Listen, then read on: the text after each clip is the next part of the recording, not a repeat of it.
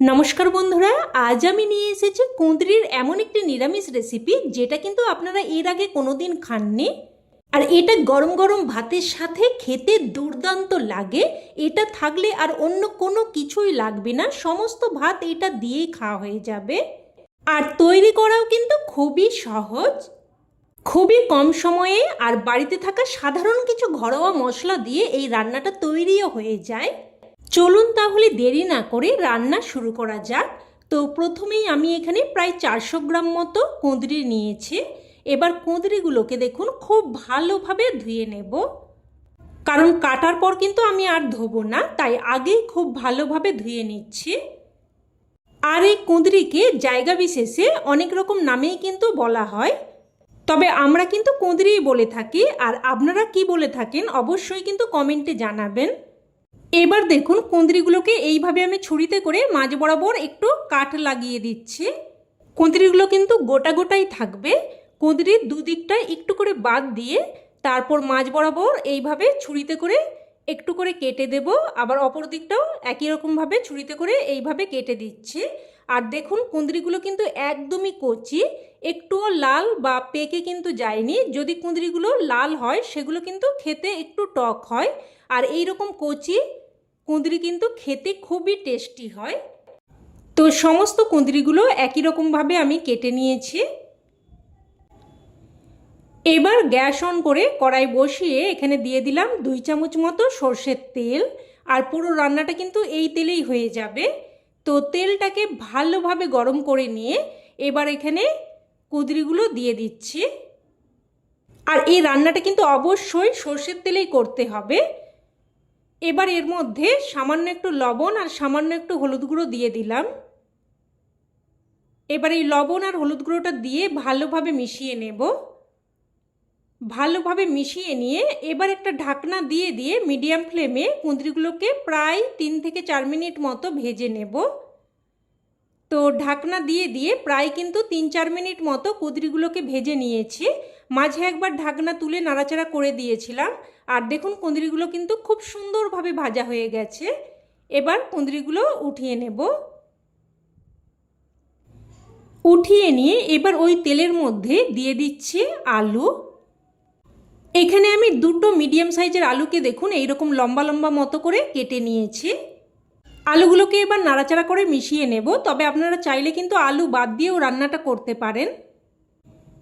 এবার মিডিয়াম ফ্লেমে একটা ঢাকনা দিয়ে দিয়ে আলুগুলোকেও কিন্তু প্রায় 3 থেকে 4 মিনিট মতো ভেজে নেব। আর এই সময় আমি একটা মশলা তৈরি করে নেব। তো একটা পাত্রের মধ্যে নিয়ে নিচ্ছি 1/2 চামচ মতো সাদা বা হলুদ সর্ষে, 1/2 চামচ মতো কালো সর্ষে, 1/2 চামচ মতো গোটা জিরে, আর সামান্য একটু আদা, আর দুটো কাঁচা লঙ্কা। তবে ঝালটা কিন্তু অবশ্যই আপনারা আপনাদের স্বাদ অনুযায়ী দিয়ে দেবেন।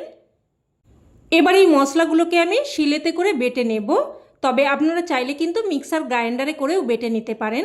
তবে যেহেতু অল্প মশলা আমি কিন্তু শিলেতে করেই বেটে নিচ্ছি। বন্ধুরা, এই রান্নাটা আপনারা কিন্তু একবার হলেও অবশ্যই এইভাবে বানিয়ে দেখবেন। খেতে ভীষণই টেস্টি হয়, একবার খেলে কিন্তু রোজ বানাতে ইচ্ছে করবে। তো মশলাটাকে আমি একদম মিহি করে বেটে নিয়েছি। এবার এদিকে ঢাকনা দিয়ে দিয়ে প্রায় 3-4 মিনিট মতো আলুগুলোকে ভেজে নিয়েছি। দেখুন আলুর মধ্যে কিন্তু খুব সুন্দর একটা কোটিং পড়ে গেছে, আর আলু কিন্তু একদম সুন্দরভাবে ভাজা হয়ে গেছে। এবার আলুগুলো উঠিয়ে নিলাম। এবার ওই তেলের মধ্যে অল্প একটু প্রায় 1-3 চামচ মতো কালো জিরে আর দুটো শুকনো লঙ্কা দিয়ে দিলাম। এবার ওই ফোড়নটাকে নাড়াচাড়া করে কয়েক সেকেন্ড ভেজে নেব।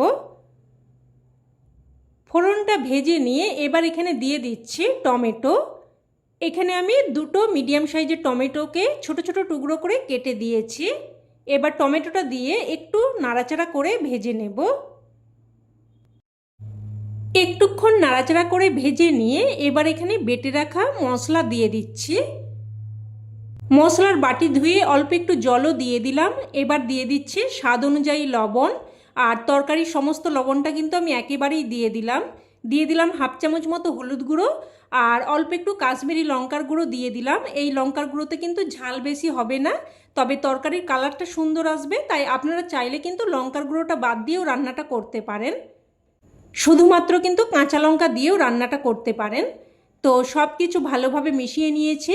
এবার একটা ঢাকনা দিয়ে মশলাটাকে প্রায় 2 থেকে 3 মিনিট মতো কষিয়ে নিয়েছি। দেখুন মশলা থেকে তেল সেপারেট হয়ে গেছে আর টমেটোগুলো এইভাবে একটু চেপে চেপে ভালোভাবে মিশিয়ে নিলাম। এবার এখানে ভেজে রাখা কুঁদরি আর আলু দিয়ে দেব। অল্প একটু জলও দিয়ে দিচ্ছি। এবার সব কিছু নাড়াচাড়া করে ভালোভাবে মিশিয়ে নেব। আর আপনারা কিন্তু অবশ্যই পুরো ভিডিওটা দেখবেন, না হলে কিন্তু রান্নাটা বুঝতে পারবেন না, আর তখন হয়তো রান্নাটা করতে গেলে অতটা ভালো হবে না। তো সব কিছু ভালোভাবে মিশিয়ে নিয়ে এবার আবারও একটা ঢাকনা দিয়ে মিডিয়াম ফ্লেমে মশলাটাকে কষিয়ে নেব। তো ঢাকনা দিয়ে প্রায় 3-4 মিনিট মতো সবজির সাথে মশলাটাকে খুব সুন্দরভাবে কষিয়ে নিয়েছি। আর এইভাবে যদি একটু বারবার কষিয়ে নিয়ে রান্নাটা করা হয়, যে কোনো সাধারণ রান্নার স্বাদও কিন্তু দেখবেন অসাধারণ হয়ে যায়, আর তরকারির কালারটাও কিন্তু খুবই সুন্দর হয়। এবার এখানে আমি দিয়ে দিলাম 1 বাটি মতো গরম জল। অবশ্যই কিন্তু গরম জলটাই দেওয়ার চেষ্টা করবেন, তাতে রান্নার স্বাদও যেমন বজায় থাকবে আর রান্না কিন্তু তৈরি হতেও খুবই কম সময় লাগবে। তো এবার আবারও একটা ঢাকনা দিয়ে 4 থেকে 5 মিনিট মতো রান্না করে নেব। আর এই সময় আমি একটা মশলা তৈরি করে নিচ্ছি। তো এখানে দেখুন 1 চামচ মতো পোস্তকে আমি মিহি করে বেটে নিয়েছি। খুব বেশি না, ছোট চামচের 1 চামচ মতো পোস্ত কিন্তু নিয়েছি। তো এদিকে 4-5 মিনিট মতো ঢাকনা দিয়ে রান্না করে নিয়েছি। আর দেখে নেব এবার আলু কুঁদরি ভালোভাবে সেদ্ধ হয়েছে কিনা। তো দেখুন আলু কিন্তু একদম সুন্দরভাবে সেদ্ধ হয়ে গেছে, আর কুঁদরিও দেখিয়ে দিচ্ছি। তো দেখুন কতটা সুন্দরভাবে সেদ্ধ হয়ে গেছে। এবার গ্যাসের ফ্লেমটাকে একদম লোতে করে দেব। তো গ্যাসের ফ্লেমটাকে লোতে করে দিয়ে এবার এখানে বেটে রাখা পোস্তটা দিয়ে দিলাম।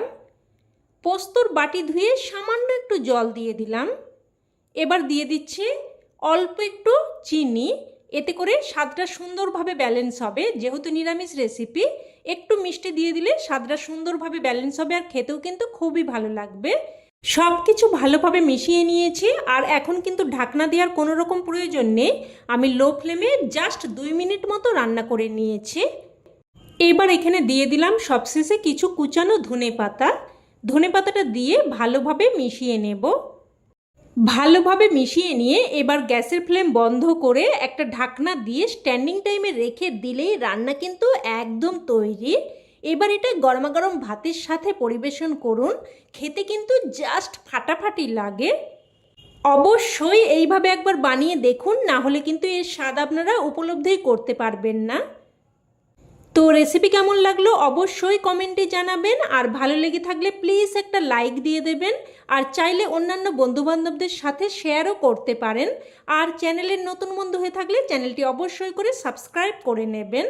তো আজ এই অবধি, আবারও অন্য কোনো রেসিপিতে দেখা হবে। ততক্ষণে ভালো থাকবেন, সুস্থ থাকবেন। ধন্যবাদ।